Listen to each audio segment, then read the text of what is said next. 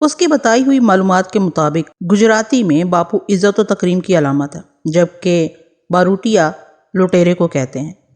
باروٹیا باپو کا مطلب معزز لٹیرا ہے۔ باروٹیا چلاوا ہے، سینکڑوں کرندوں کے ہمراہ آنن فانن غائب ہو جاتا ہے۔ واردات کے بعد باروٹیا کا سراغ نہیں ملتا۔ اس کا عمومی ٹھکانہ گنات کا گھنا اور خطرناک جنگل تھا۔ گر کے جنگل میں وہ کہاں روپوش ہوتا یہ کوئی نہیں جانتا تھا۔ باروٹیا کے گروہ میں شمولیت کے بعد واپسی نہیں تھی، اور یہ بھی دلچسپ بات تھی کہ آج تک کوئی کارندہ گروہ چھوڑ کے نہیں گیا تھا۔ گرفتار ہونے والوں کو حوالات میں قتل کر دیا جاتا۔ انگریز آفیسروں اور سپاہیوں کو اغوا کرنے کے حوالے سے باروٹیا باپو کی شہرت ملکہ برطانیہ تک پہنچی ہوئی تھی۔ مشہور تھا ملکہ گرفتاری کے بعد باروٹیا سے ملاقات کا اشتیاق رکھتی ہیں۔ انگریز سرکار نے بہتری مرتبہ باروٹیا کے گرد میلوں گھیراؤ کیا، ہانکا لگایا، مگر باروٹیا کا بال باکا نہ کر سکی۔ اس کی گرفتاری کے منصوبے ولایت سے بن کے آئے، مگر وہ پیش بند بلا کا تھا۔ حملے سے پہلے ہی حملہ کرنے کی بات کامیاب حکمت عملی اس کا وتیرہ تھی۔ آندھی کی مانند تیز و تند، شب خون مارتا۔ مہمان خانوں، ڈاک بنگلوں، سرکاری دفتروں سے ملحقہ انگریز آبادیوں پر کڑے پہرے دھرے رہ جاتے۔ اس کے ہاتھ جو انگریز لگتا اٹھا لے جاتا۔ اس کی گرفتاری کے لیے اٹھایا جانے والا ہر قدم جب تک واپس نہ لے لیا جاتا، شب خون بڑھتے ہی جاتے۔ سپاہیوں کے کٹے ہوئے سر اور انسانی لوتھڑے چوراہوں پر پھینکوا دیے جاتے، یہاں تک کہ اسے گرفتار کرنے کا وہاں نوخیز مہم جو سرد پڑ جاتا۔ باروٹیا کی فائل بند کر دی جاتی، لیکن عملداری کا بھرم رکھنے کے لیے رسمی کارروائیاں جاری رہتی۔ پھر تبادلے اور تعیناتیاں ہو جاتی، کوئی سر پھرا گورنر آ جاتا، وہی چکر دوبارہ چل جاتا۔ لیکن خوش قدمی نے ہمیشہ باروٹیا ہی کو چوما۔ وہ انگریز سرکار کے لیے مستقل درد سر بنا رہا، اور اس کی گرفتاری انگریز سرماؤں کے لیے خواب۔ اس نے تیری بندوق تیری چھاتی کے مقولے پر خوب عمل کیا تھا۔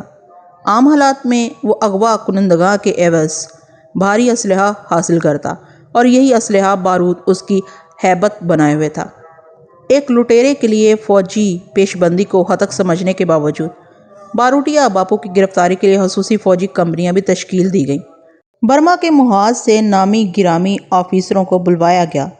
گرفتاری پر گراں بہا انعام اور اعلیٰ ترین سول فوجی اعزازات کا اعلان کیا گیا۔ مقامی افراد کو نتیجہ خیز معاونت پر سوگانو تک تفویض کرنے کا لالچ دیا گیا۔ گجرات بھر میں مخبروں کا جال بچھایا۔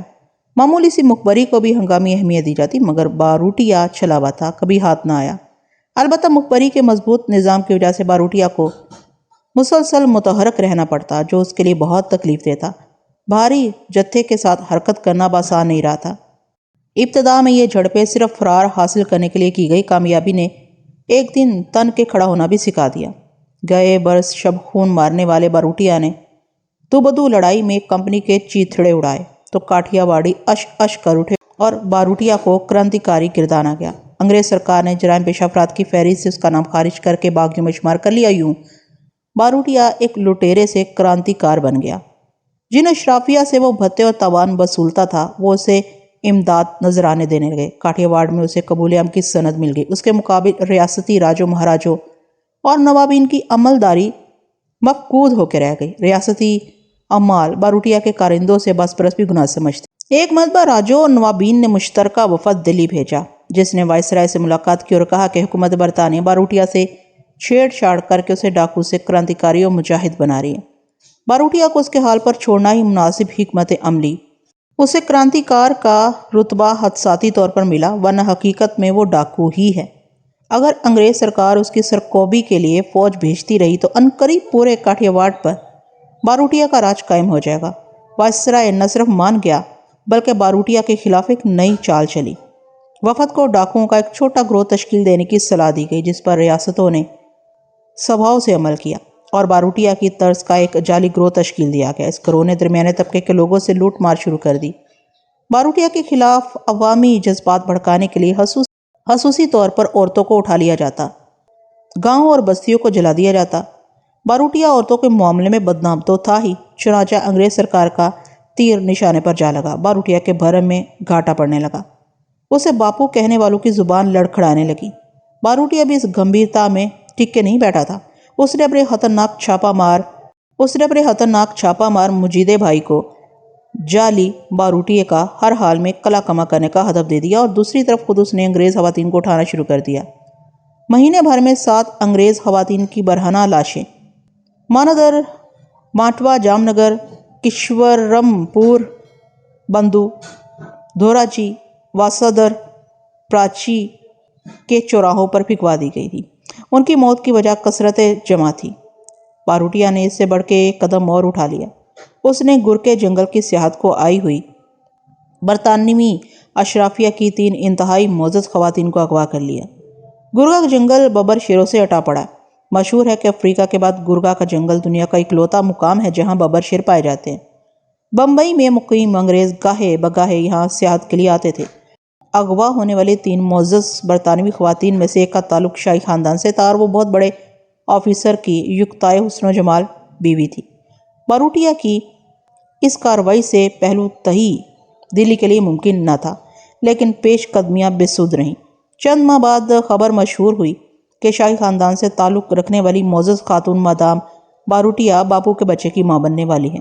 وہ باپو پر دل سے فریفتہ ہو چکی ہے۔ باروٹیا اسی کے علم ہوش ربا میں بری طرح گرفتار ہو چکا ہے اور اسے اپنے ساتھ چوکی بٹھاتا ہے۔ پھر اطلاع آئی کہ اس نے باروٹیا کے نہایت خوبصورت بیٹے کو جنم دیا۔ یہ اطلاع تھی یا جوالا مکھی، دلی سے لندن تک سب کچھ لرز گیا۔ ایڑی چوٹی کا زور لگا دیا گیا۔ گر کا جنگل کھنگال ڈالا گیا، لیکن باروٹیا کا سراغ نہ ملنا تھا نہ ملا۔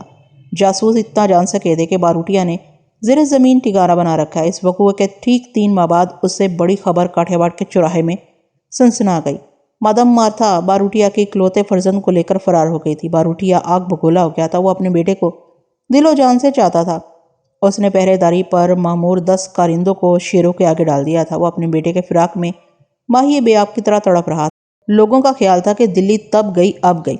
باروٹیا کسی بھی لمحے قہر و غضب بن کے انگریزوں پر ٹوٹ پڑنے والا۔ کاٹھیا واڑی مسافر وفور شوق سے باروٹیا بابو کے متعلق بتا رہا تھا۔ اس کی چمکیلی آنکھیں سامعین سے بار بار ستائش طلب کرتی تھی، جیسے باروٹیا وہ خود ہی ہو۔ اس کی مبالغہ آمیز گفتگو سے صرف نظر کیا جائے تو بھی اس دھڑلے سے برطانوی بحری جہاز سے انگریزوں کو اغوا کرنا کسی قزاق کا کام نہ تھا۔ جہاز سے تمام انگریز عورتیں اتار لی گئی تھیں۔ اس کے علاوہ 50 کے لگ بھگ دیگر برطانوی باشندوں کو بھی اتارا گیا تھا۔ انہوں نے دیسی مسافروں سے ذرا بھی تعرض نہیں کیا، بلکہ ان سے کلام بھی شائستگی سے کیا جا رہا تھا۔ انہوں نے عرصے کے کسی مسافر کو نہیں لوٹا تھا، البتہ کیبنوں سے صندوق بھر بھر کے لے جا رہے تھے۔ دیسی مسافروں سے ان کی انسیت کی اس سے بڑھ کے مثال اور کیا ہوگی کہ ہمیں دمبالے سے نیچے اتارنے والوں میں سے ایک ہماری طرف سے گزرا تو اس نے بے پرواہی سے چاقو ہماری طرف اچھال دیے تھے۔ البتہ تمنچے کی ملکیت اس نے اپنا ہی حق جانا۔ بٹھل بڑے سکون سے بیٹھا، بیڑی پر بیڑی سلگایا جا رہا تھا۔ وہ چھچھلتی ہوئی ایک آدھ نظر جہاز پر دوڑے پھرتے باروٹیا کے کارندوں پر ڈال لیتا اور پھر بیڑی کا لمبا کش کھینچ کے مرغولے چھوڑنے میں مگن ہو جاتا۔ عرشے کے بہت سے مسافر بھی کاندھوں پر بندوقیں لٹکائے ادھر ادھر لپک رہے تھے۔ یقیناً جہاز پر کمال منصوبے سے قابو پا لیا گیا تھا۔ جہاز کے عملے میں باروٹیا آدمی شامل تھے۔ کراچی سے سوار ہونے والوں میں بھی بیشتر باروٹیا کے آدمی تھے، جو اپنے ساتھ اسلحہ بھی جہاز پر چڑھانے میں کامیاب ہو گئے تھے۔ جہاز پر عدم مزاحمت باروٹیا کارندوں کی مشاکی کی گواہ تھی۔ ایسے منظم گروہ کی تشکیل کرنے والا کوئی معمولی انسان نہیں ہو سکتا تھا۔ بٹھل کے وجود سے چٹکتی آزاد منشی واقعی بے فکری تھی، یا وہ ایسا ظاہر کر رہا تھا۔ موہان ایک خیال کوندے کی طرح لپکا، پھریری سی وجود میں دوڑ گئی۔ بمبئی کی بندرگاہ پر حالات ہمارے لیے سنگین ہو سکتے تھے۔ بٹھل بمبئی کی سوچ رہا تھا۔ یہ معمولی واقعہ نہ تھا۔ وہاں ذرے کی بھی کھال اتاری جاتی، پھر یہ کس طرح ممکن تھا کہ ہم سے تعرض نہ کیا جاتا۔ دمبالے پر میجر برنارڈ اور ہماری جھڑپ کا پورا عرصہ چشمدید گواہ تھا۔ نہ جانے وہ اس واقعے کو کس تناظر میں لیتے، لیکن یہ بات مدرشہ تھی کہ بمبئی میں جہاز سے اترتے ہی ہماری گرفتاری یقینی تھی۔ کسی خبر کے باروٹیا سے ہی ہمارا تعلق جوڑ دیا جاتا۔ حالات بہر صورت ہمارے خلاف تھے۔ اجالا سمندر پر اتر آیا تھا۔ باروٹیا کے کارندوں نے جہاز خالی کرنا شروع کر دیا تھا۔ حیرت انگیز طور پر وہ خون خرابے کے بغیر اتنی بڑی کارروائی کر کے جا رہے تھے۔ بچے کچے انگریز مسافروں کو انہوں نے کیبنوں میں دھکیل کے تالا بند کر دیا تھا۔ بقیہ کو 2 کشتیوں میں لاد کر نامعلوم منزل کی طرف روانہ ہو گئے تھے۔ اس کے باوجود اب بھی مکھیوں کے جھنڈ کی طرح کشتیاں جہاز سے چمٹی کھڑی تھیں اور دھیرے دھیرے آگے پیچھے ہوتی ہوئیں جہاز کے لنگر نہیں گرائے گئے تھے۔ دفعتاً کسی نے سور پھونک دیا، سوتے پھوٹ پڑے۔ جہاز پر قابض مسلح افراد جے ہند کے نعرے لگاتے ہوئے مچلنے تڑپنے لگے۔ سمندر کی کھلی فضا میں بھی کان پھاڑ شور بلند ہو رہا تھا۔ وسط میں کرسی کے ہتھے پر سے بیٹھا ہوا موٹا بھی جھٹکے سے مؤدب کھڑا ہو گیا۔ دفعتاً عرصے پر ایک قداور شخص نمودار ہوا۔ اسے دیکھتے یوں لگا جیسے جہاز کے در و دیوار رقص اور وجد میں آ گئے ہوں۔ اسلامی کو بیک وقت سینکڑوں بندوقیں گرجی، کئی نے گریبان چاک کر لیے۔ وہ دیوانوں جنونیوں کی طرح جے ہند چیختے اور چلاتے جا رہے تھے۔ نوباری سے پیوست ہونے کے لیے ان کی بوٹی بوٹی پھڑک رہی تھی، مگر کوئی اپنی جگہ سے ہلا نہیں۔ وہ شخص کچھ دیر کھڑا ان سب کو دیکھا کیا۔ اس نے سفید کرتا پاجامہ اور گلے میں سرخ اونی مفلر لپیٹ رکھا تھا۔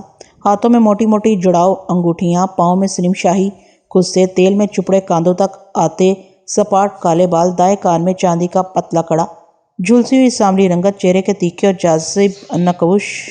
اور جاذب نقوش، بھاری مگر چست ورزشی جسم کا وہ مالک شخص یقینی طور پر باروٹیا باپو ہی تھا۔ حلیے بچھرے سے وہ ڈاکو دکھائی نہیں پڑتا تھا۔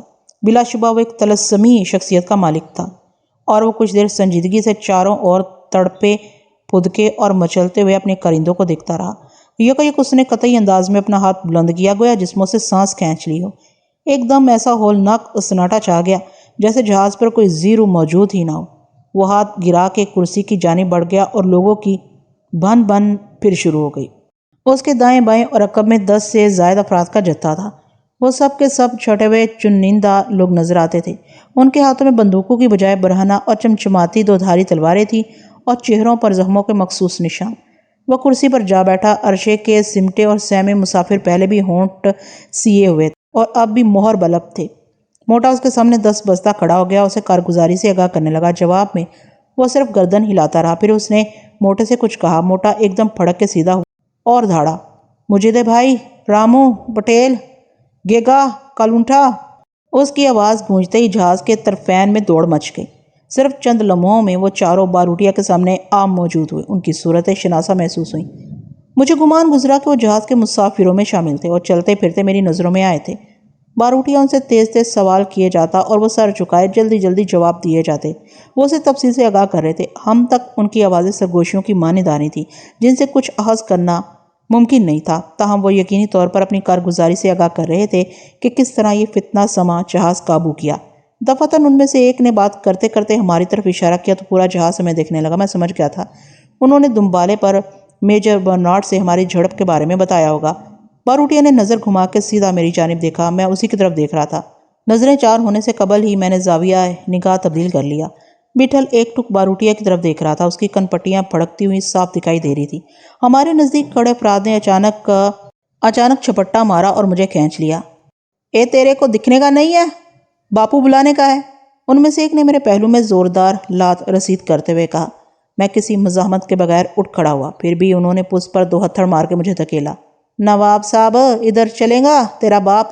دھیان سے رہ، بھیجا ٹھنڈا رکھ۔ بٹھل نے سرگوشی کی۔ اس کی آنکھیں جل کے انگارہ ہو رہی تھیں۔ جمرو اور زورا کے چہرے پھٹ پڑنے کو تھے۔ بٹھل کا ہاتھ جمرو کے پہلو پر مضبوطی سے جم گیا۔ مجھے دھکیلتے ہوئے باروٹیا کے سامنے کھڑا کر دیا گیا۔ اس نے چمکتی آنکھوں سے میرا اوپر سے نیچے تک جائزہ لیا۔ میرا دل بری طرح دھڑک رہا تھا۔ آنے والے لمحے کا کچھ پتہ نہیں تھا، کسے خبر کہ وہ میرے متعلق کیا سوچ رہا ہے۔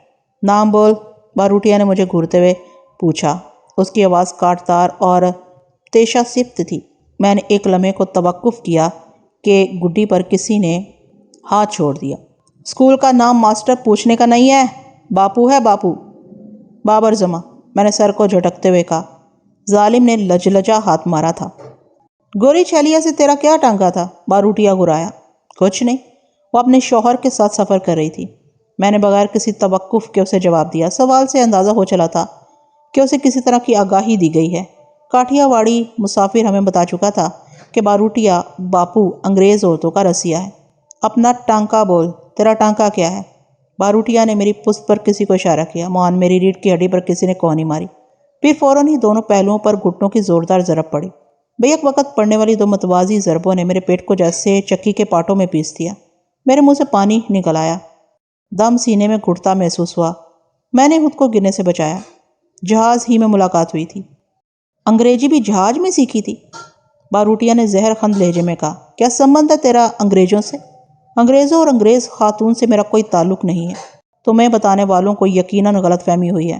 ہم بمبئی اپنے گھر جا رہے ہیں۔ مسز برنارڈ سے میری جانکاری چند گھنٹوں سے زیادہ نہیں ہے۔ بڈھے انگریز سے بھی جہاز میں ہی جان پہچان ہوئی ہوگی؟ باروٹیا نے تمسخرانہ انداز میں سوال کیا۔ وہ پروفیسر تھامسن ہیں، میری ان سے جہاز کے ریستوراں میں ملاقات ہوئی اور انہوں نے مجھے مسز برنارڈ سے ملوایا تھا۔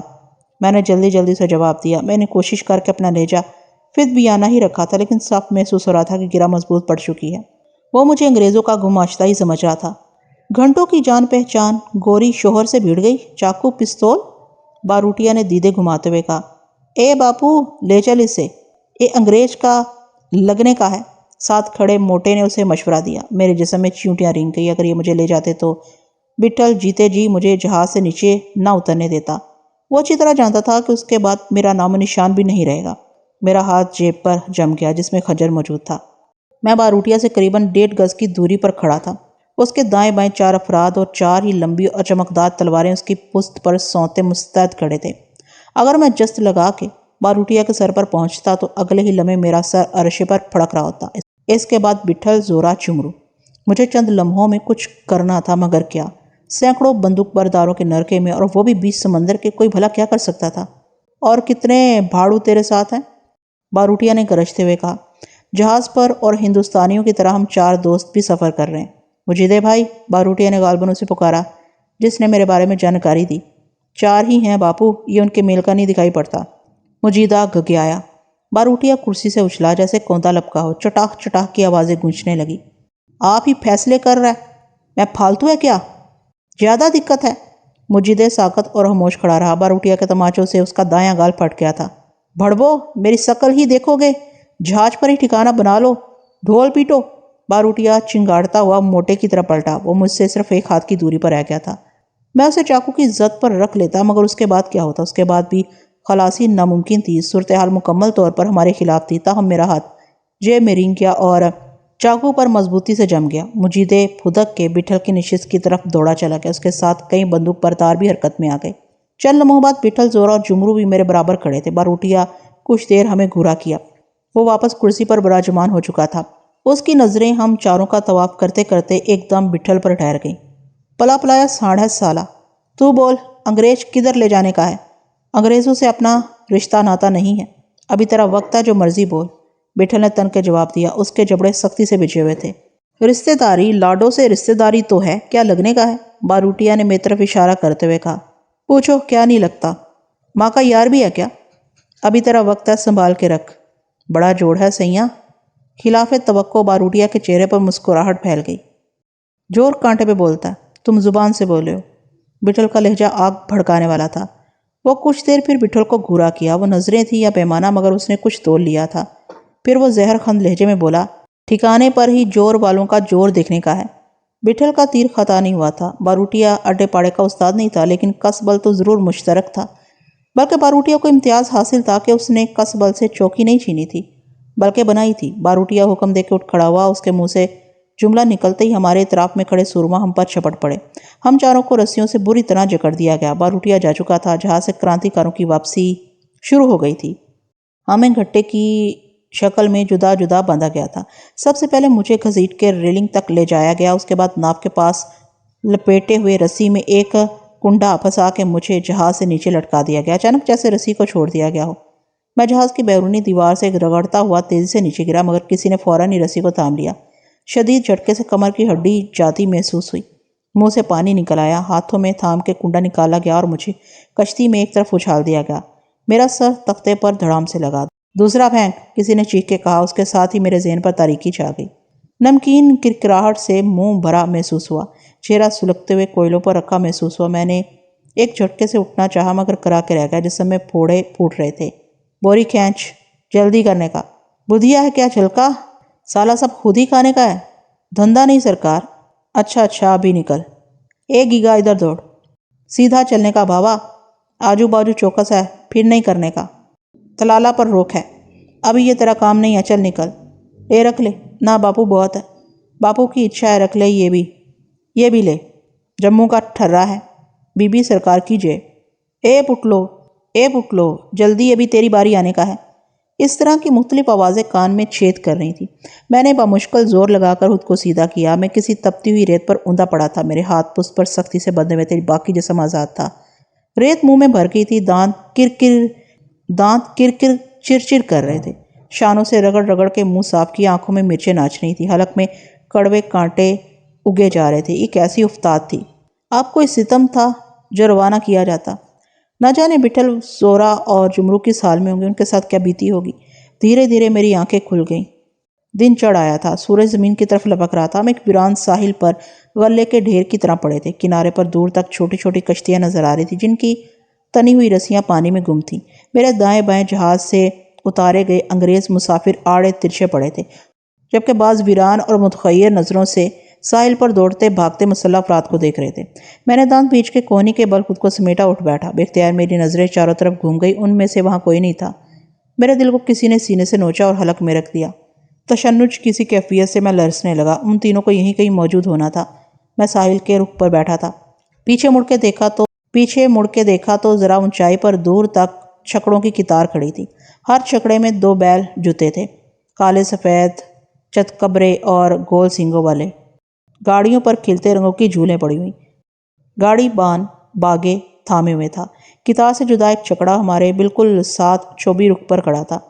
چھکڑے میں بوریاں لادی جا رہی تھیں۔ کچھ افراد اغوا زدگان کو بوریوں میں ڈال کر اس کا منہ سلنے میں مصروف تھے۔ بوری بند کرنے کے بعد اس کے اوپری حصے سے ایک ٹکڑا کاٹ دیا جاتا۔ یہ سانسوں کی آمدرفت کا سامان تھا۔ یہ منظر دیکھ کے گونا کو اطمینان محسوس ہوا۔ بٹل، جمرو اور زورا کو مجھ سے پہلے بیل گاڑیوں میں روانہ کر دیا گیا ہوگا۔ یک خیال آنے پر میں نے پھر چاروں طرف نظریں گھمائی۔ Maya, professor Thomson, major Albert, Bernard اور ٹونی میں سے بھی یہاں کوئی موجود نہ تھا۔ انہیں بھی کسی محفوظ ٹھکانے کی طرف بھیج دیا گیا تھا۔ ایک بیل گاڑی میں 3 بوریاں لادی جا رہی تھیں۔ اس کے بعد پچھلے حصے سے کھلی ہوئی کپڑے کی جھول کو مکمل بند کر دیا جاتا۔ پھر چرخ چوں کی آواز سے چھکڑے کے 24 پہیے حرکت میں آ جاتے۔ اس کی جگہ دوسری بیل گاڑیاں آ لگتیں۔ لوگوں کو بوریوں میں بھرنا، بوریاں چھکڑوں میں لادنا، ایک چھکڑے کی جگہ دوسرے چھکڑے کا لگنا اور ہدایہ جاری کرنے والے موٹے کی زبان ہنگامی حالات میں متحرک تھے۔ کچھ ہی دیر میں میری باری آ گئی۔ ایک نے گدی سے پکڑا، دوسرے نے شانے سے گھسیٹا اور بوری والے کے پاس پہنچا دیا۔ رستے میں خاموش رہنے کا ہے۔ بوری والے نے میرے پیروں پر بوری چڑھاتے ہوئے کہا۔ بوری عام ٹاپ سے بڑی دکھائی دیتی تھی۔ پانی، دارو، کھانا سب ملنے کا ہے، بس خاموش رہنے کا ہے۔ بوری پہلوؤں تک چڑھ گئی تو بولا، میرا باپ اندر جانے کا ہے، چتورائی نہیں کرنا، رندھاوا کسائی ہے سالا، جان جانے کا ہے بھاوا۔ بوری میں اترنے کے بعد ہی معلوم ہو سکتا ہے کہ بوری بند ہونا کیسا لگتا ہے۔ گھٹنے اور کوہنیاں ساتھ مل گئی تھی۔ نہ جانے مجھ سے قبل اس بوری میں کیا بھرا گیا تھا۔ سڑی ہوئی سبزی کی بسانت دماغ پھاڑ رہی تھی۔ تھوڑی دیر بعد چہرے کے عین سامنے ٹکڑا کاٹ کے بوری میں سوراخ کر دیا گیا۔ اب باہر سے سانس لیا جا سکتا تھا۔ پھر بوری کو اٹھا کے چھکڑے میں پٹک دیا گیا۔ اس کی طرف سے مسلسل بندھے رہنے سے کاندھوں کے جوڑ بری طرح دکھ رہے تھے۔ پونچوں اور ہتھیلیوں کو مہارت سے جکڑا گیا تھا۔ رسیوں سے ہاتھ آزاد کرنا ناممکن تھا۔ میں ہانسی تگدو کر چکا تھا۔ بیلوں کے سانسوں کی تیز آواز کے ساتھ گاڑی کے غیر ہموار پہیے حرکت میں آئے تو احساس ہوا کہ یہ سفر کتنا ہولناک اور تکلیف دہ ہوگا۔ ٹن ٹن ٹن بیلوں کے گھنٹے بجنے لگے۔ گاڑی بان ہوشکارے دینے لگا۔ ہمارے نیچے پختہ سڑک نہیں، مسلسل آر جار سے پگڈنڈی ابھر آئی تھی۔ چرخ چوں کے شور کے ساتھ پہیوں اور پگڈنڈی کی ذرا بھر ناہمواری بھی ہتھوڑے برسا رہی تھی۔ وحشی سور، اس سے بہتر ہے ہمیں جان سے مار دو، میرے برابر والی بوری سے کوئی انگریزی میں چیخا۔ اس کے ساتھ ٹھک کر کے دھمک پیدا ہوئی۔ زندگی پیاری ہے تو بولنے کی نہیں ہے بھاوا۔ گاڑی بان کی آواز آئی۔ غالباً اس نے مڑ کے چیخنے والے انگریز کو سونٹا مارا تھا۔ میں گاڑی کے دائیں گوشے میں پڑا تھا۔ میرے بائیں طرف بالترتیب 2 بوریاں اور پڑی تھیں۔ چھکڑے نامعلوم منزل کی جانب رواں دواں ہو چکے تھے۔ کسے خبر تھی کہ جان کنی کا یہ سفر کتنا باقی تھا؟ چند گھنٹے، پورا دن یا پھر کئی دن؟ تکلیف کا بھی عجیب عاشقانہ مزاج ہے، اسے جتنا سہا جائے اتنی پرلطف اور جہانگیر ہو جاتی ہے، عدم سے وجود میں آتی ہے اور پھر معدوم بھی ہو جاتی ہے۔ بوری کی حبس میں جکڑا ہوا لاچار جسم چخ چوچاں کرتا، گاڑی کی چولوں کا شور، گڑوں کی ضربیں اور مسلسل زبان چلانے والے گاڑی بان کا شور مل جل کے تکلیف پر حاوی آ گئے۔ کوئی کب تک پڑا رہے؟ میرے ساتھ والا انگریز سسکیوں سے رو رہا تھا۔ میں نے بمشکل کروٹ لی، گاڑی کے دائیں تختے سے جا لگا۔ ہوا کے لیے بوری میں بنایا گیا روزن میری گردن پر تھا۔ اگر یہ تھوڑا اوپر ہو جائے، کم سے کم نظروں کا ساتھ تو ہو جائے۔ پیروں اور دانتوں کی مدد سے ایسا کیا جا سکتا۔ گاڑی کے دائیں تختے سے جا لگا۔ ہوا کے لیے بوری میں بنایا گیا روزن میری گردن پر تھا۔ اگر یہ تھوڑا اگر یہ تھوڑا اوپر ہو جائے، کم سے کم نظروں کا ساتھ تو ہو جائے۔ پیروں اور دانتوں کی مدد سے ایسا کیا جا سکتا تھا۔ میں نے پاؤں کی انگلیوں میں بوری کا سوت پکڑنے کی کوشش کی، مگر بوری کی سلوٹ پنجوں کی پکڑ سے موٹی تھی۔ میں نے اپنی کوشش جاری رکھی۔ آخر کچھ دیر کی مشق کارگر ثابت ہوئی۔ بوری پنجوں کی گرفت میں آ گئی۔ میں نے کئی بار یہ عمل دہرا کے مشق پختہ کی۔ پاؤں کی نسبت بوری کا منہ سے پکڑنا آسان رہا۔ متواتر کوششوں سے بالآخر میں بوری کا روزن اپنے چہرے پر لے آنے میں کامیاب ہو گیا۔ میرے عین سامنے تختے میں اچھی خاصی درز تھی۔ باہر کا منظر صاف نظر آنے لگا۔ سائے ڈھل رہے تھے۔ دور تک سبزہ اور گھنا جنگل تھا۔ پگ ڈنڈی کے ساتھ ساتھ درختوں کی قطار تھی، جن میں صرف تنے ہی مجھے نظر آ رہے تھے۔ شیشم، جامن اور کہیں کہیں کیکر کے درخت تھے۔ باہر کا منظر نظر آنے سے وقت کچھ سہل ہو گیا تھا۔ میں آنے والے وقت کے بارے میں سوچنے لگا۔ اگر میں کسی طرح اپنے ہاتھ آزاد کر لیتا تو یہاں سے بچ نکلنا کچھ مشکل نہیں تھا، لیکن اس طرح میں بٹھل، جمرو اور زورا کا نشان گم کر سکتا تھا۔ خاموشی سے پڑے رہنا ہی درست معلوم ہوا۔ میرے ہمسفر انگریزوں نے آپس میں گفتگو شروع کر دی تھی۔ وہ دونوں فوجی تھے اور چھٹیاں گزار کے واپس ہندوستان آ رہے تھے۔ وہ ملکہ برطانیہ کو مغل اعزاء سے نواز رہے تھے۔ انہیں فوج میں جبری بھرتی کیا گیا تھا۔ ایک نے حالیہ چھٹیوں میں نئی محبوبہ بنائی تھی اور دوسرا اپنی بیوی سے چھٹکارا حاصل کر کے آ رہا تھا۔ اس کا ارادہ اب ہندوستان کے نمکین حسن سے ہوشہ چینی کا تھا۔ اس کا دل اپنے گھریلو خدمتکار کی بیٹی کستوری پر آ گیا تھا۔ کستوری نے شادی کے بغیر ہاتھ رکھوانے سے صاف انکار کر دیا تھا۔ کستوری کا باپ بھی حکومت برطانیہ کا ملازم تھا، اس لیے اس نے بھی ہاتھ رکھنے سے گریز ہی کیا۔ اس کا ارادہ تھا کہ جب تک ہندوستان میں نوکری ہے تب تک کستوری سے شادی کر لینے میں کیا حرج ہے۔ کستوری کا ذکر کرتے کرتے اس نے باروٹیا باپو کو بے دریغ گالیاں بکنا شروع کر دی۔ میں خاموشی سے بس سنا کیا۔ انہوں نے 2-1 مرتبہ مجھے پکارا تھا، جواب نہ پا کے انگریزی سے نبلت سمجھ لیا تھا اور ایک دوسرے سے بات کر کے اذیت جھیلنے کی کوشش کرنے لگے تھے۔ باروٹیا نے ان کی پکی پکائی کھیر کی گڑونچی الٹ دی تھی۔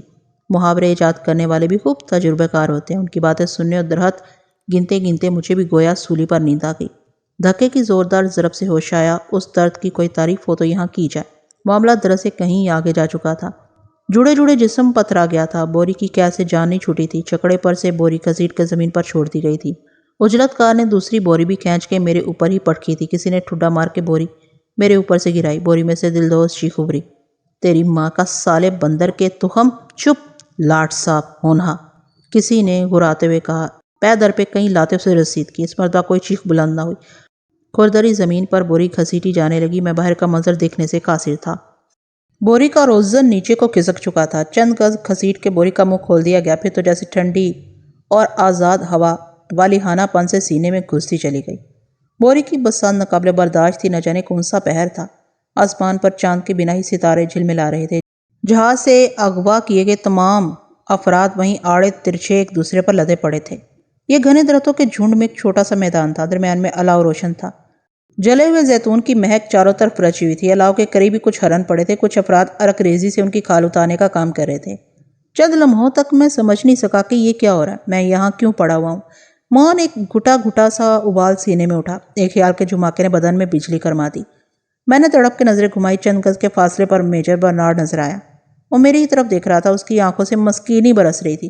کچھ اور آگے پروفیسر تھامسن بھی نظر آگئے۔ ان کی حالت زار دیکھ کر ترس آتا تھا۔ ہندوستان ان پر تحقیق آزما رہا تھا۔ پھر بٹھل پر نظر پڑتے ہی میری اٹکی ہوئی سانس چل پڑی۔ اس کی آنکھیں مجھے دیکھ کے چمک رہی تھیں۔ زورا اور جمرو بھی وہیں قریب ہی بیٹھے تھے۔ جہاز سے اغوا کی گئی خواتین میں سے یہاں کوئی نہیں تھی۔ لگ بھگ 70 کے قریب انگریز ایک قطار میں پڑے تھے۔ جن میں سکت تھی، دم خم تھا، وہ بیٹھے تھے، باقی بے حس و حرکت پڑے تھے۔ سبھی کے ہاتھ پست سے بندھے تھے۔ جامن، سپیدے، گوندنی اور شیشے کے تناور درخت تیز ہوا میں مست آ رہے تھے۔ درختوں کے گھیرے کے ساتھ مسلح افراد بھی چوکس کھڑے تھے۔ بٹھل بڑے سکون سے جمع بیٹھا تھا، جیسے چوکی پر بیٹھا ہو۔ کبھی کبھی ارد گرد سے کوئی یا گاہے گاہے سیال رو پڑتے، ورنہ سناٹا ہی سناٹا تھا۔ باروٹیا کے کارندے بالکل خاموشی سے کھڑے تھے۔ ہمیں بھی خاموش رہنے کی تنبیہ کی گئی تھی۔ بندوبست سے یہ عارضی پڑاؤ محسوس ہو رہا تھا۔ لگتا تھا ذرا دم لینے اور شکم پوری کے لیے ٹھہرایا گیا۔ ان کی منزل ابھی دور ہے۔ ایک مرتبہ پھر بیل گاڑی کی اذیتناک سفر کے تصور سے دماغ چھنچھنا اٹھا۔ یوں ہی پڑے پڑے کئی ساعتیں گزر گئی۔ جنگل کے خطرناک اور موٹے موٹے مچھر بڑی شان سے ہماری ضیافت اڑا رہے تھے۔ ہرنوں کو بڑے بڑے پارچوں میں تقسیم کر لیا گیا تھا۔ انہیں بھوننے کا انتظام کیا جا رہا تھا۔ ہمارے پیٹ میں خوراک نام کی کوئی چیز گئے ہوئے 24 گھنٹوں کے مساوی وقت تو گزر ہی گیا تھا۔ نکاہت فطری امر تھا۔ پانی پلا دو، خدا کے لیے پانی پلا دو، ٹونی سسکتے ہوئے چیخا۔ ایک گھونٹ دے دو، میں مر رہا ہوں۔ اس کے قریب ہی کھڑا سیاہ فام بندوق بردار دوڑتا ہوا آیا اور بندوق کا بٹ ٹونی کے پہلو میں دے مارا۔ جپ میں بارٹر، گپ میں واٹر، گپ میں واٹر، گپ میں واٹر، واٹر پلانے کا ہے، چل تیری ماں کا سالا۔ ٹونی کی چیخ پر اس نے ایک مرتبہ پھر بٹ کی ضرب لگائی۔ مارو مجھے، میں تمہاری منت کرتا ہوں، صرف ایک گولی میرے سر میں اتار دو۔ ٹونی بری طرح تڑپتے ہوئے چیخنے لگا۔ اسے ضرب لگانے والا سیاہ فام انگریزی کی شدھ بدھ رکھتا تھا۔ اس نے ایک جھٹکے سے بندوق سیدھی کی اور کھٹکے سے گولی چڑھا لی۔ ٹونی سمیت چاروں طرف سانپ سونگ گیا۔ کوئی لمحہ تھا کہ لبلبا دبتا۔ سیاہ فام کچھ دیر ٹونی کو گھورا کیا۔ مون اس نے منہ بھر کے ٹونی پر تھوک دیا اور نال اوپر اٹھا دی۔ فکر نہ کر، وقت آنے پر گولی بھی ملے گی۔ اچانک درختوں کے درمیان سے وہی موٹا برآمد ہوا جو جہاز پر کرسی جمائے بیٹھا تھا۔ وہ شاید باروٹیا کا نائب تھا۔ او گلسا، کون شور مچا رہا ہے؟ اس نے سیاہ فام کے قریب پہنچ کے اس سے پوچھا۔ پانی مانگ رہا بھابا، سیاہ فام گلسا کی آواز سنائی دی۔ شاید سفارش بھی کی کہ پانی پلا دیا جائے۔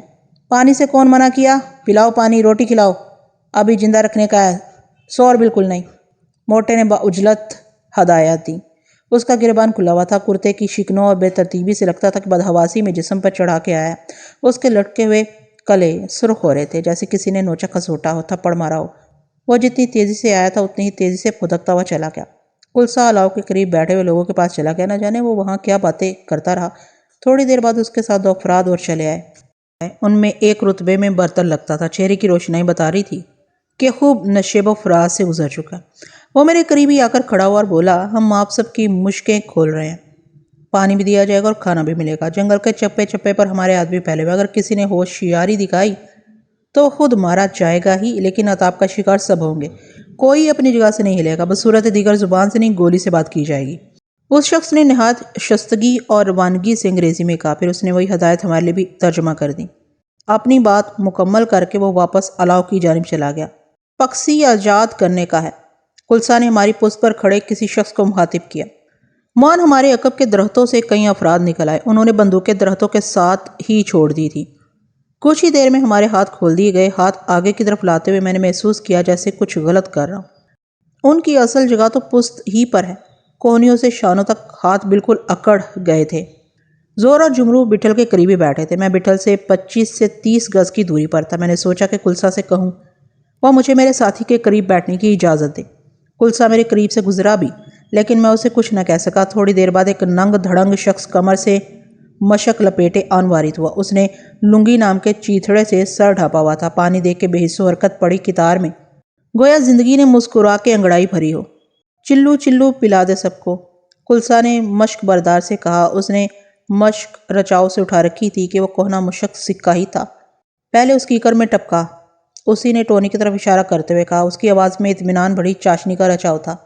ٹھہرو ٹھہرو، اے بھاوا، ذرا رکنے کا ہے۔ الاؤ کی طرف سے ایک پستہ قد اچھلتا کودتا ہوا آیا۔ اس کی آواز سن کے ٹونی کی طرف بڑھتا ہوا اپن بارہ رک گیا۔ گلسا نے اسے دیکھ کے منہ چٹکایا۔ او گانجھے، تیرے کو کیا مستی چڑھی ہے؟ اتنا بڑے بڑے لوگ، میجر، کرنل، کمشنر، کلیکٹر، چلو میں پانی پئیں گے کیا؟ پستہ قد، جسے گلسا نے گانجھا کے نام سے پکارا تھا، نے کولے مٹکاتے ہوئے کہا۔ گانجھے کا قد بمشکل 4 فٹ ہوگا۔ اس کا سر جثے کی نسبت دگنا بڑا تھا۔ پکوڑا سی ناک کے نیچے 2 دھاری تلوار مونچھیں، اس پر خوب اس کی لچکیلی آواز۔ نوٹنکی لگانے کا نہیں مٹکو، شور نہیں کرنا۔ گلسا گانجھے کو ہنستے ہوئے تنبیہ کی، گویا کہہ دیا کہ لگاؤ تماشا۔ روکنے کا نہیں گلسا، اپنا گانجھا شیکسپیئر ہے سالا، ایک دوسرے نے آواز لگائی۔ گھونٹا تو بھرنے دو، مر رہے ہیں سور، ایک تیسرے نے گرا لگائی۔ پانی تو شیو جی کا ہے، جو رام رام کرے اسے پلاؤ۔ ہر آنے والا آواز کستا ہوا آ رہا۔ ادھر ادھر سے کھسکتے ہوئے 4-6 وہاں جمع ہو گئے تھے۔ گانجھا اپن ہارے سے چمٹا کھڑا تھا۔ میں اپنی مرضی سے پانی پلانے کا ہے۔ اے گلسا، بولے نا اس کو۔ پانی تو حضرت حسین کی نیاز ہے، کربلا والوں کا نذرانہ ہے۔ پانی پلانا کرانتی ہے باپو، ایک بارش جوان نے اچکتے ہوئے کہا۔ وہ الاؤ سے اٹھ کے چلا آیا تھا۔ اے گپھار، ہم سمجھاؤں کرانتی، سمجھانے کا نہیں، رام رام کی صلاح دینے والے نے بارش جوان کی طرف انگلی تانے ہوئے کہا۔ وہ ایک دم ہتھے سے اکھڑ رہا تھا۔ ہمارا دھرم سب کی عزت کرنا سمجھاتا ہے باپو، بارش جوان نے بھی تنک کے جواب دیا۔ او گپھارے، او سندھا نے مندر مسجد نہیں ہے، کرانتی ہے کرانتی، کاٹھیا واڑ کی کرانتی۔ گلسے نے فوراً بیچ میں پڑھ کے دونوں کو جھڑک دیا۔ تجھے جو کرنا ہے کر، پھر ادھر سے کھسک، موج میلہ ٹھکانے پر اچھا لگنے کا ہے۔ گلسے نے گانجھے کی طرف رخ پھیرتے ہوئے اسے بھی جھڑکا۔ قیدیوں کی نگہبانی کرنے والوں میں کلسا کی ممتاز حیثیت نظر آئی تھی۔ اس کی نرم گوئی روب دبدبے میں حائل نہ تھی۔ گانجی کی جسمانی ساخت اور چہرے کے نقوش نوٹنکی کے مسخروں جیسے تھے۔ یہ مہمہ ہی رہا کہ انسانی حد و حال مزاج کے تابع ہوتا ہے یا مزاج حد و حال استوار کرتا ہے۔ بہرحال صورتوں کی آئینہ گری کا اقرار سبھی نے کیا ہے۔ پستہ قد، غیر متناسب بڑا سر، ابلتی آنکھیں، سیاہ رنگ، بھدے ہونٹ اور لڑکتی ہوئی چال کے مالک یہ مسخرے سرکسی اور نوٹنکیوں کا جزو خاص ہوتے ہیں۔ انہیں ٹھگو، چھوٹا، بغلی، تفلیہ، پستہ، ناٹا اور اس طرح کے دیگر ناموں سے پکارا جاتا ہے۔ کہیں سے گزر جائے تو راہگیروں کی نظریں لطف کشید کرتی ہیں۔ میں بٹھل کے قریب جا بیٹھنے کی تدبیر سوچ رہا تھا۔ ہم ایک ناگہانی مصیبت پہ گرفتار ہو چکے تھے۔ ہاکِ داماں جھٹکنے سے منہ پر ہی آئی تھی۔ اب تک پیش آنے والے حالات سے یہ واضح تھا کہ باروٹیا اور اس کا گروہ کاٹھیا واڑی مسافر کے بیان سے کہیں زیادہ منظم اور سریع الحرکت ہے۔ کاٹھیا واڑ کے ساحل پر برطانوی بحری جہاز کا اغوا ہر اعتبار سے غیر معمولی کام تھا۔ اب تک پورے ہندوستان کی مشینری میں کھلبلی مچ گئی ہوگی۔ ایک ایک انگریز کی بازیابی تک وائسرائے کی جان پر بنائے گی۔ بمبئی میں شکلا بابو کے ہاں اخبارات اور رسائل پڑھنے کے مواقع بہم رہتے تھے۔ ان دنوں میں نے پڑھا تھا کہ ہندوستان میں ملازمت کے دوران ہلاک یا لاپتہ ہونے والے انگریزوں سے متعلق خبریں شائع کرنے کی برطانیہ میں پابندی تھی۔ اخبار کے مطابق انگلستان میں غیر قوموں پر حکومت کا فلسفہ رد کیا جا رہا تھا۔ وہاں کے دانشور اور اہل سخن ایسی مہم جوئیوں کو بے سود اور وقت کا ضیاع قرار دے رہے تھے۔ ایسے حالات میں طبقہ اشرافیہ سے تعلق رکھنے والے کم و بیش 100 افراد کا اغوا قیامت حیث ہی تھا۔ نہ صرف دلی کی باج گزار کاٹھیا واڑ ریاستیں ان کی بازیابی کے لیے بھرپور وسائل جھونک دیں گی، بلکہ اس کارروائی میں انگریز براہ راست ملوث ہو سکتے تھے۔ کاٹھیا واڑی مسافر کے مطابق اگر واقعی باروٹیا اپنے بیٹے کا حصول چاہتا ہے تو صورتحال پریشان کن نہیں تھی۔ ان اغوا زدگان کے تبادلے میں انگریزوں کو باروٹیا کے 100 پوت بھی دینے پڑتے تو وہ برضا اور رغبت ایسا کرتے، لیکن اگر معاملہ کچھ اور تھا تو صورتحال تشویشناک تھی۔ کشتیوں کے ایک پورے شہر کے ساتھ جہاز پر دھاوا بولنا اور اس آسانی سے انگریز افسران کو بوریوں میں بھر کے چھکڑوں پر روانہ کر دینا زور آوری کا بے وقوفانہ گھمنڈ تھا یا پھر باروٹیا کو ریاست کی پست پناہی حاصل تھی؟ بوری بند انسانوں سے لدے ہوئے 40 یا 50 چھکڑوں کا دھڑلے اور بنا روک ٹوک کے دن بھر سفر کرنا ناممکن بات تھی۔ لیکن ایک بات میں بھول رہا تھا۔ اتنا بڑا واقعہ لامحالہ ایک طویل منصوبہ بندی کا متقاضی تھا۔ پہلے جہاز کا عملہ یقیناً اس واقعے میں ملوث تھا۔ جس وقت باروٹیا کے کرانتی کار جہاز پر چڑھے تھے تب تک شاید جہاز انتظامیہ کے ہاتھوں سے نکل چکا تھا، مسلح محافظوں سے نامعلوم اور پرسرار طریقے سے نمٹا گیا تھا۔ یقیناً باروٹیا کے آدمیوں کی بہت بڑی تعداد جہاز میں پہلے ہی سے سوار تھی، جن میں برسوخ افراد بھی شامل تھے جو جہاز کی مکمل جانکاری رکھتے تھے۔ ایسی رسائی راتوں رات کا کھیل تماشا نہیں تھی۔ 2-4 روز یا مہینہ نہیں، برسوں پہلے قدم اٹھایا گیا تھا۔ ریاست کی لاعلمی میں کشتیوں کی اتنی بڑی نقل و حرکت ناممکن سی بات تھی۔ ساربان بھی اپنے لب و لہجے سے گروہ کا حصہ معلوم ہو رہا تھا۔ سامنے کی بات ہے، اتنی منظم کامیابی میں اجرتی چھکڑوں کی جگہ موجود نہیں تھی۔ چھکڑے ان کے اپنے ہی تھے، کوئی لٹیرا یا ڈاکو اتنے وسائل مہیا نہیں کر سکتا تھا۔ معاملہ کچھ اور ہی تھا۔ ان کے تیور بتا رہے تھے کہ یہاں کیا مارزی ہے، بس کچھ سستا کے چل دیا جائے گا۔ جھنڈ کے دائیں بائیں سے ان کی آمدرفت متواتر تھی۔ یہاں صرف مرد قیدی رکھے گئے تھے۔ قافلے کے کرتا دھرتاؤں انگریز خواتین کا پڑاؤ ساتھ ہی کہیں تھا۔ ہمیں چھکڑے سے اتارے گئے کئی گھنٹے ہو گئے تھے۔ انگریز قیدی خوف سے بپرائے ہوئے تھے۔ ان میں سے بیشتر پہلی مرتبہ ہندوستان جا رہے تھے۔ اپنی راج بانی میں ایسے سلوک کی توقع انہیں بالکل نہیں تھی۔ نفرت سے بھبکتی سلگتی انگارہ آنکھیں مسلسل ان کا طواف کر رہی تھی۔ قریب سے گزرنے والے تھوکنے اور لات مارنے سے نہیں چکتے تھے۔ انہوں نے ہمیں توجہ کے قابل نہیں سمجھا تھا، البتہ ہمیں دیکھتے ہوئے ان کی آنکھوں میں الجھن اور ٹیڑھ بیدار ہو جاتی تھی، اور زاویہ نگاہ تیزی سے تبدیل کر لیا جاتا جیسے دیکھ کے چوری کر لی ہو۔ صاف لگتا ان کے لیے انگریز قیدیوں کے درمیان ہماری موجودی اچنبھا تھی۔ ہم اس منظر نامے میں موضوع نہیں تھے، ہم نہیں تھے، اور قاعدہ ہے کہ اہمیت ہی آپ کو زندہ رکھے ہوئے اور زندہ رکھتی ہے۔ باروٹیا نے ہمیں انگریزوں کا کوئی اہم مالاکار یا گماشتہ سمجھ کے جہاز سے اٹھوا لیا تھا، لیکن جب اس پر اپنی غلطی کا حال کھلتا، جو کہ جلد یا بددیر کھلنا ہی تھا، تو کیا ہمیں عزت و احترام سے رخصت کر دیتا؟ انگریز کے گماشتہ ہونے کی چھاپ ہی ہماری اہمیت تھی۔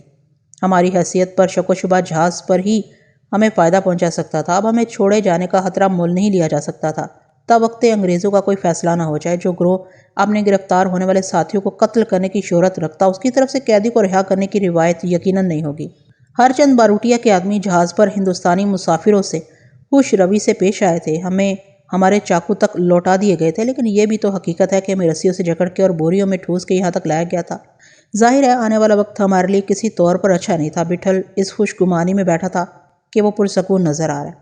مجھ سے نظریں چار ہوتے ہی وہ بے فکری سے ادھر ادھر دیکھنے لگتا تھا، یا زورا اور جمرو کی طرف کوئی فکرہ اچھال دیتا، لیکن آنکھوں کی سوزش کو کوئی کیا کہے جو دل کی سختگی کی آئینہ دار ہوتی۔ آپ کی نظریں چار ہوئی تو بٹھل نے ہاتھ کے اشارے سے مجھے وہیں تک بیٹھے رہنے کا اشارہ کر دیا۔ وہ ہمیشہ سے ایسے ہی کرتا ہے۔ اٹینشن! وائسرائے ہند تشریف لائے ہیں۔ گانجے نے گھن گھرج سے لے اٹھائی تھی۔ اس کا متصر سا سینہ مرغے کی طرح باہر نکلا ہوا تھا، ایک تازہ ٹہنی بغل میں دبی ہوئی تھی۔ اس کے خاکی کرتے کا دامن سفید چوڑی دار پاجامے میں روپوش ہو گیا تھا۔ اس کی توند ہنسی مذاق خیز تھی، مانو پیٹ کے آگے بڑی گیند چپکا دی ہو۔ وہ وائسرائے ہند بن کے تشریف لا چکا تھا، آنکھیں پیشانی پر تری ہوئی، پنہارا اس کے پیچھے مشق کسے کھڑا تھا۔ وائسرائے کی پتلون میں ناڑا ہے، کسی نے ہانک لگائی۔ سب نے منہ پھاڑ کے کہکہا لگایا۔ ایک مسک کا وائسرائے! ہا ہا!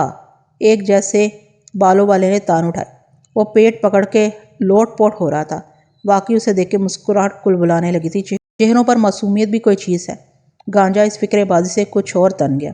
اس نے نپے تلے قدم اٹھائے اور پہلے قیدی کے پاس لڑکتا ہوا پہنچ گیا۔ پنہارا اس کے پیچھے پیچھے تھا۔ تم واٹر مانگتا؟ اس نے انگریز کے چہرے پر ٹہنی ٹکائی اور حیرت انگیز پھرتی سے اچھل کے ہوا میں لوٹ گیا۔ کمال یہ تھا کہ قلعہ بازی کے دوران ٹہنی انگریز کی تھوڑی پر ہی ٹکی رہی، گویا اس نے اپنا بازو کاٹ کے وہیں رکھ دیا اور قلعہ بازی کھا کے پھر بازو سے جڑ گیا ہو۔ انگریز قیدی بھی حیرت سے آنکھیں پٹ پٹانے لگا۔ ادھر تماش بینوں نے سیٹیوں سے آسمان سر پر اٹھا لیا۔ اچھل اچھل کے اور چیخ چیخ کے داد و تحسین کے ڈونگرے برسائے جانے لگے۔ سکوت کی ہدایت دینے والا کلسا بھی ان میں شامل تھا۔ گانجے کی حالت دیدنی تھی، وہ فخر و نخوت سے پٹا جا رہا تھا۔ اس نے اسے پانی نہیں پلایا، بلکہ ایک قدم بڑھا کے دوسرے کے پاس پہنچ گیا۔ تم شریف آدمی لگتا ہے، ہم تم کو پانی ضرور پلائے گا، گانجے نے دیدے نچاتے ہوئے کہا۔ اس کے کولے غیر محسوس انداز میں مٹک رہے تھے اور لہجے میں اچانک بے پناہ لوچ بلا کا درد اور مخاطب سے بے پناہ ہمدردی سمٹ آئی تھی۔ پھر اس نے جھپٹ کے پنہارے سے مٹی کا کٹورا پکڑا۔ اس میں پانی ڈالو ظالم لوگ، تم لوگ کو شرم نہیں آئی؟ انٹا پیارے لوگا کو پانی نہیں پلاتا؟ پنہارے نے مسکراتے ہوئے مشق کی ڈوری ذرا سی ڈھیلی کر کے ڈھوبرے میں پانی بھر دیا۔ بہت دور سے پانی کی مترنم چھنچھناہٹ میرے کانوں کو بھی بھلی لگی اور وہ کپ کپاتے لرزتے ہونٹوں سے کٹورے کو تک رہا تھا۔ تم اچھا دکھتا ہے، منہ کھولو، ہم تم کو خود پانی پلائے گا، گانجے نے کٹورا اس کے منہ کے قریب لے جاتے ہوئے کہا۔